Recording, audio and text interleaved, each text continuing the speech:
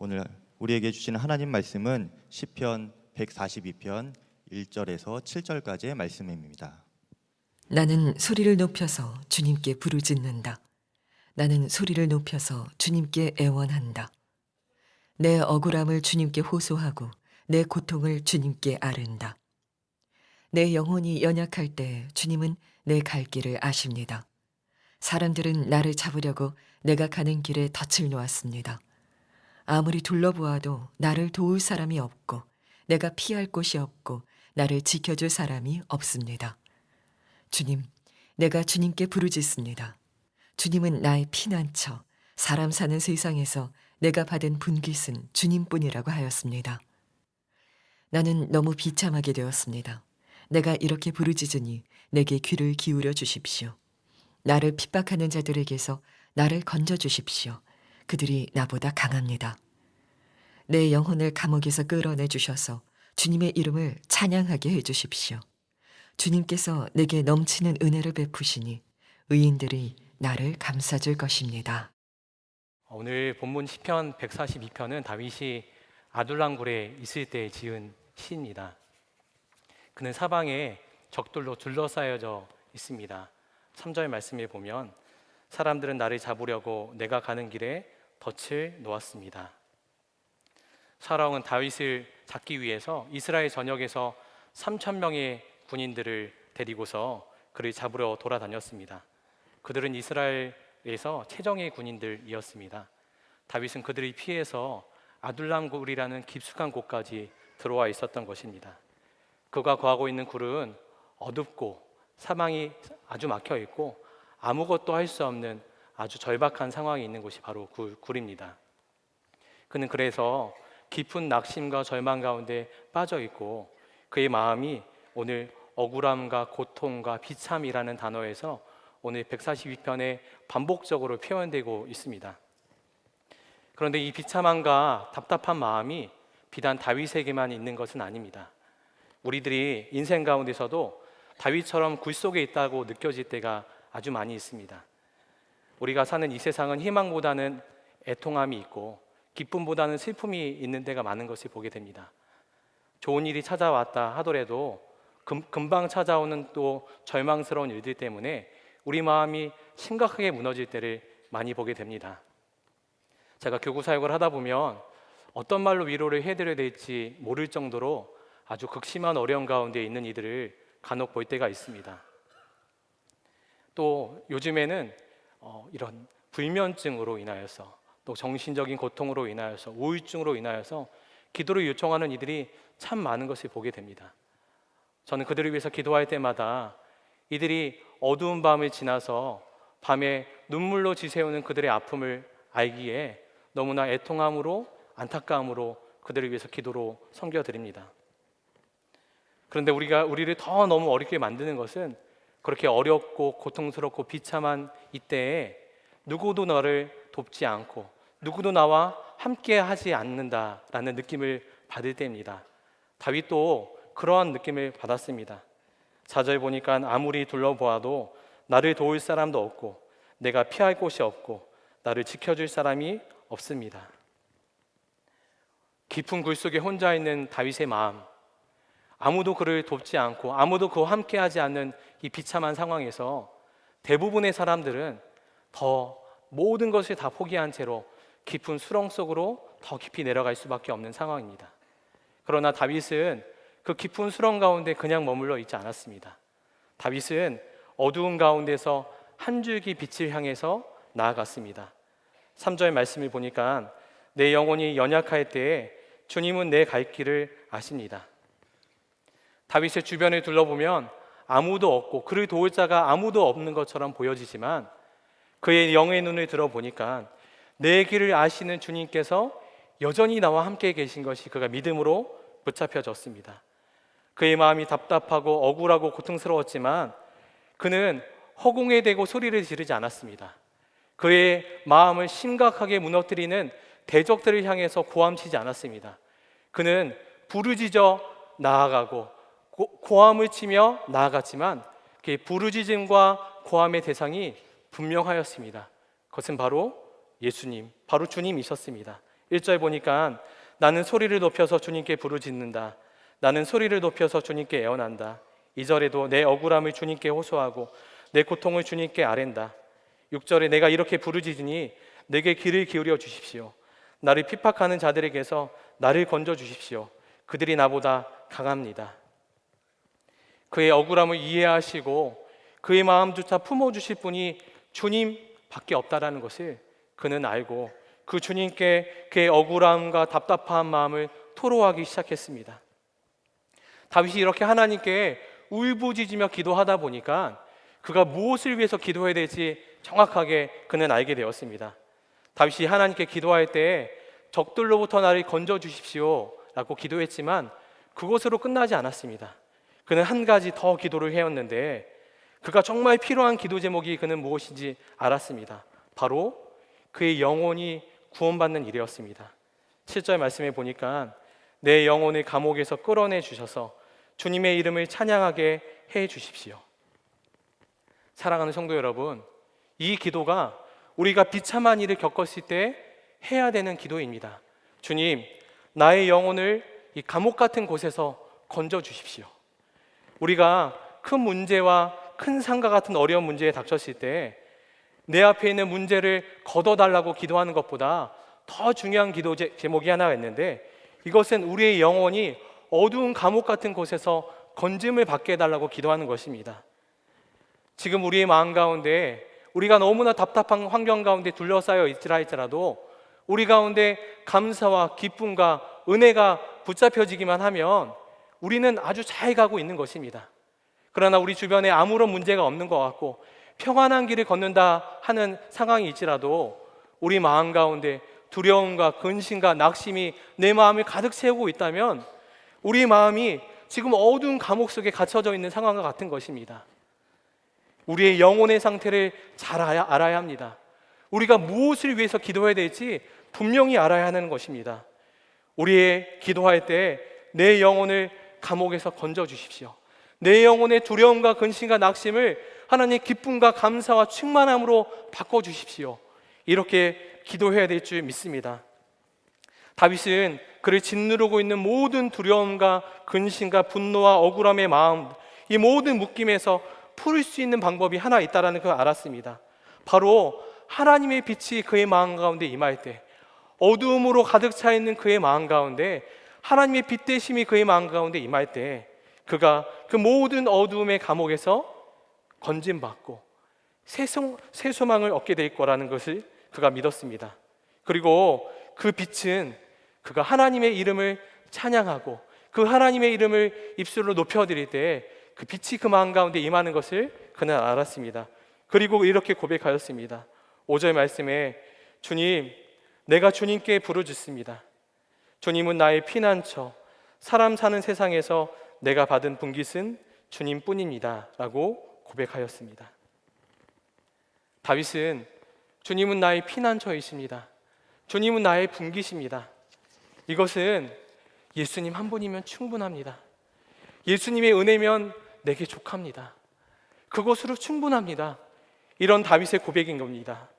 다윗은 이 부르짖음이 단순한 부르짖음이 아니라 그 하나님의 이름, 나의 피난처 되시고 나의 분깃이시고 나의 생명 되신 그 하나님의 이름을 찬양하는 다윗의 놀라운 믿음의 고백이었던 것입니다. 이 다윗의 고백과 찬양을 통해서 다윗의 마음 가운데 있었던 그 수많은 어두운 것들이 물러가고 영혼의 빛이 그의 마음 가운데 임하게 된 것입니다. 이 시편 142편과 동일한 상황 가운데 있었던 다윗의 시가 또 한 편 있는데 바로 시편 57편입니다. 시편 57편도 다윗이 굴 속에 있었던 때 지은 시입니다. 그때 그도 절망과 깊은 수렁 가운데 있었지만 그의 영혼을 향해서 이렇게 선포하는 것을 우리는 볼 수 있습니다. 7절, 8절 보니까 하나님, 나는 내 마음을 정했습니다. 나는 내 마음을 확실히 정했습니다. 내가 가락에 맞추어 노래를 부르겠습니다. 내 영혼아 깨어나라. 거문고야 수금아 깨어나라. 내가 새벽을 깨우련다. 다윗은 어둠과 절망 가운데 하나님의 이름을 찬양하면서 그 하나님의 품에 안기고 그 하나님의 품으로 깊숙이 들어감으로 말미암아 그의 영혼이 살아날 것이라는 그 믿음을 가지고서 내 영혼아 깨어나라, 내가 새벽을 깨우련다 라고 고백하였던 것입니다.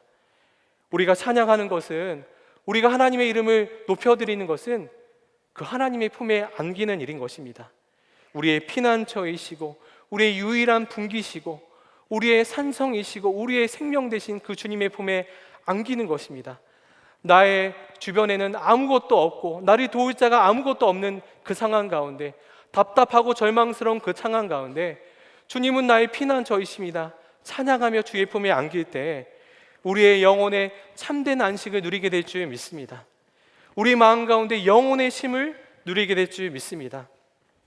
다윗이 사무엘상 17장 37절에 보면 그가 양을 치던 목동의 시절에 그가 하나님의 은혜를 어떻게 경험하였는지 우리가 알 수 있습니다.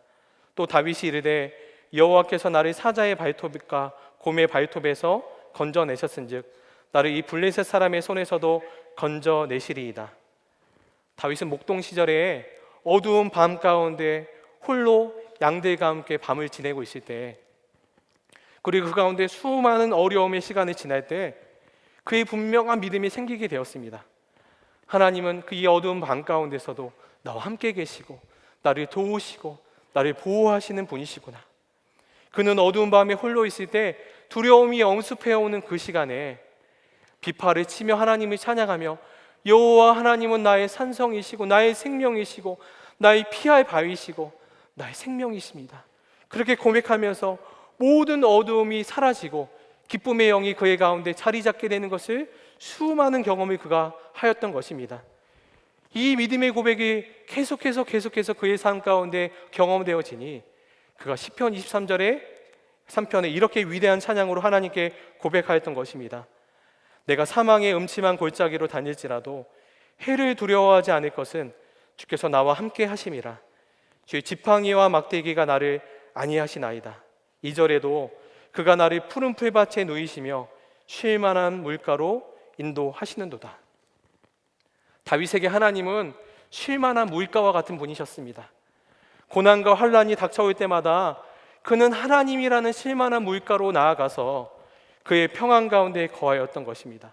그 하나님을 기억하고 그 하나님을 찬양할 때마다 어두움이 사라지고 그 영혼 가운데 참된 평안과 위로함이 그의 마음을 가득 채웠던 것입니다.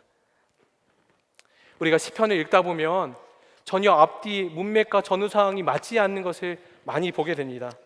악인들을 저주하고 너무나 큰 고통과 아픔 가운데 절망하는 목소리가 시편 가운데 있지만, 같은 시편 안에 하나님을 찬양하고 하나님을 기뻐하고 하나님의 이름을 높여드리는 그 시편으로 마무리되는 것을 보게 됩니다. 시편의 앞부분에는 고통과 슬픔과 절망으로 시작하였지만 그 시편의 마지막에는 하나님께 대한 감사와 찬송으로 시편이 마무리되는 것을 우리가 보게 됩니다. 왜 이런 일이 일어나게 되는 것이죠? 고통과 슬픔과 절망의 상황을 뒤로하고 하나님의 이름을 찬양하고 하나님의 이름을 높여드리며 그의 품에 안길 때 영혼이 회복되는 것을 경험하기 때문입니다. 사랑하는 성도 여러분, 하나님이 주신 은혜가, 하나님이 주신 생명이 바로 이와 같음을 우리도 경험하게 되기를 축복합니다. 우리가 거하고 있는 것은 날마다 위태롭고 너무나 절망 가운데, 상황 가운데 놓일 때가 많습니다. 그러나 그때마다 우리가 주님의 품에 안기어 주의 이름을 높여 부를 때 우리의 영혼은 그 어떤 곳에서도 경험하지 못한 안전한 피난처에 거하는 삶, 그 피난처에 거하는 사람처럼 평안함을 누리게 될 줄 믿습니다. 우리가 가진 것이 없고 우리를 도울 사람이 없고 사방이 막혀 있는 것 같은 그때에 절망 가운데 있다가도 주님은 나의 피난처이십니다. 주님은 나의 생명입니다. 주님은 나의 분기십니다. 예수님 한 분이면 충분합니다. 이 고백으로 하나님을 찬양할 때, 이 고백으로 하나님께 나아갈 때 모든 걱정과 근심이 떠나가게 될 줄 믿습니다.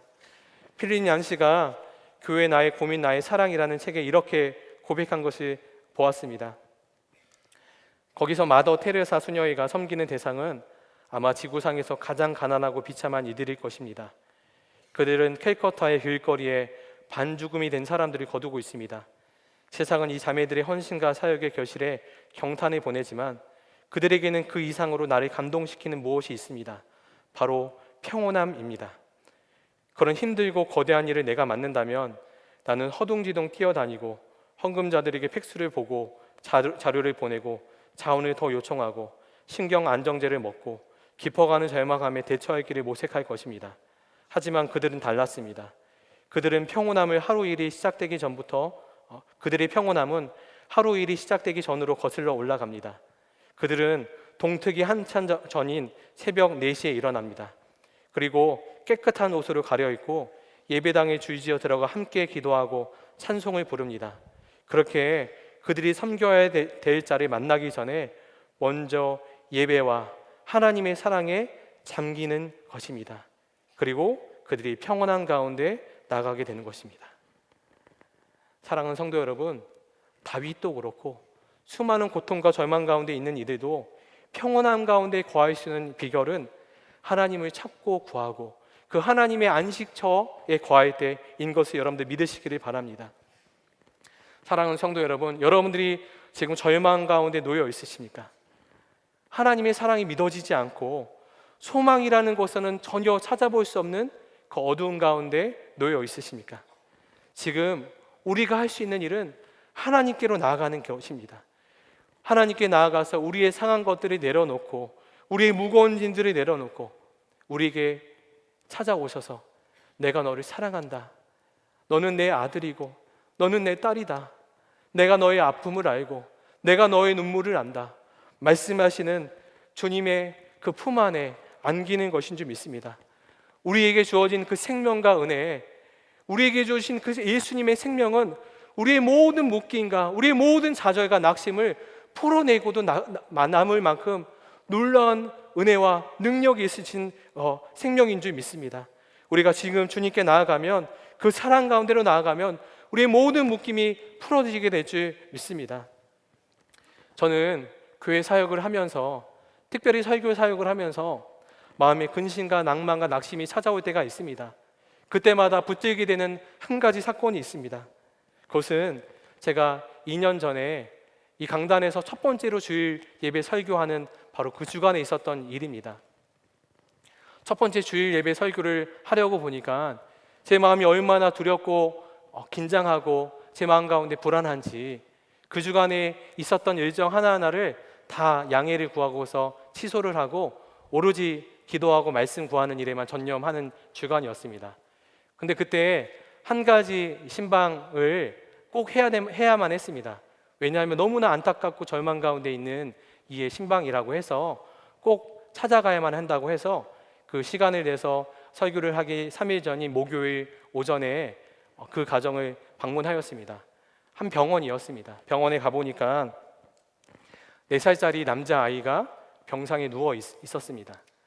이야기를 들어보니까 난지 5개월 때 되는 때에 희귀병이 발견되고 이 희귀병을 치료하다가 그 뇌 정지가 와서 이 산소가 끊겨지고 뇌 정지가 와서 그가 말하기도 또 걷기도 또 목을 가누지도 못하는 4살이 되었는데도 침대에 그대로 누워 있어서 정말 절망과 아픔 가운데 빠져 있는 그 아이와 그의 어머니를 보았습니다. 저는 신방을 마치고 교회로 돌아와서 기도를 하는데 너무나 큰 낙심과 절망 가운데 빠졌습니다. 과연 이런 부족한 설교로, 이런 연약한 말씀으로 과연 이런 비참하고 절망 가운데 있는 성도에게 어떤 위로를 주고 어떠한 힘을 줄 수 있을까? 이러한 심령을 살려낼 수 있을까? 라는 질문이 제 안에 찾아오니까 제 안에 너무나 큰 낙심과 절망이 제 안에 찾아왔습니다. 이런 답답함으로 기도하는데 하나님께서 제 안에 한 가지 마음을 품게 하셨습니다. 절망 가운데 그 심령을 살려내는 것은 내 설교가 아니라 바로 예수님이 하실 일이라는 것입니다. 설교자는 우둔하고 부족하고 설교자는 부족한다 할지라도 내가 전하는 그 예수 그리스도는 강하시고 내가 전하는 그 복음은 생명이 있고 그에게 찾아와서 그의 마음을 위로하실 분은 바로 예수님이니까 예수님이 그의 마음에 상한 것들을 위로하시고 그의 찢긴 마음을 고쳐주실 것이고 그의 상한 것들을 싸매어 주실 거다라는 분명한 믿음을 저에게 허락하여 주셨습니다. 저는 그날 이후로 분명한 믿음을 가지고 사역을 하고 말씀을 전합니다. 내가 하는 것이 아니라 내 말씀을 통하여서 증거되는 바로 그 예수님, 그리고 모든 아픔과 절망과 고통 가운데 있는 성도에게 친히 찾아가셔서 그의 마음 가운데 상처와 아픔을 치료하실 그 예수님이 모든 아픔과 상처와 눈물과 고통을 다 씻겨 주실 거다라는 믿음을 가지고 사역을 하고 말씀을 전하고 있습니다. 사랑하는 성도 여러분, 우리에게 오신 바로 그 분이, 그 예수님이 그 생명의 주님이신 줄 믿으시기를 바랍니다. 그 찾아갔던 그 어머님 성도님이 그 여름에 저희 교회에서 세례를 받으셨습니다. 그리고 대표 간증을 이렇게 고백하셨습니다. 멀쩡하던 아이가 장애인이 되어서 사람들은 제가 많이 힘들겠다고 합니다. 사실 저도 끝이 보이지 않는 치료 때문에 많이 힘들었습니다. 하지만 이제는 죽을 수밖에 없는 저를 십자가에서 구원하셔 주신 예수님이 제 마음에 계셔서 너무나 든든합니다. 이 자리에서 이 성도님이 이런 고백으로 그의 믿음의 고백, 그 생명의 고백을 하나님께 올려드린 것을 보면서 제 마음 가운데 너무나 말할 수 없는 감격과 기쁨이 넘쳐나는 것을 경험하였습니다. 이제는 죽을 수밖에 없는 저를 십자가에서 구원하여 주신 예수님이 제 마음 안에 계셔서 든든합니다. 사랑하는 성도 여러분, 그 주님이 여러분들과 지금 함께 계십니다. 여러분들의 마음을 위로하여 주기를 원하십니다. 여러분을 어둠에서 건져주기를 원하십니다. 그 주님과 함께하는 하루하루의 삶을 통해서 예수님은 나의 피난처이십니다. 예수님은 나의 분기십니다. 이 고백으로 주님 앞에 엎드려 기도할 때 여러분의 상한 모든 것이 치료받는 귀한 은혜를 누리게 될 줄 믿습니다. 이 시간 우리가 성찬을 받습니다. 성찬은 그 놀라운 하나님의 증거 앞에 서는 시간인 줄 믿습니다. 성찬은 우리의 피난처이신 예수님의 품에 안기는 시간입니다. 예수님은 나의 피난처이십니다. 예수님은 나의 분기십니다. 예수님 한 분이면 충분합니다. 이 고백으로 성찬을 받으시기를 바랍니다. 그러면 예수님께서 너무나 분명하게 우리에게 보여주신 그 사랑의 증거로 함께하여 주실 것을 믿습니다. 지금 우리와 함께 계셔서 우리와 한 몸이 되어주시고 우리의 생명이 되어주신 주님께서 우리가 떡과 포도즙을 먹고 마실 때, 주님의 살과 피를 먹고 마실 때 우리와 함께 하신 주님으로 인하여서 우리의 모든 상한 것들이 치료받는 은혜를 누리게 될 줄 믿습니다.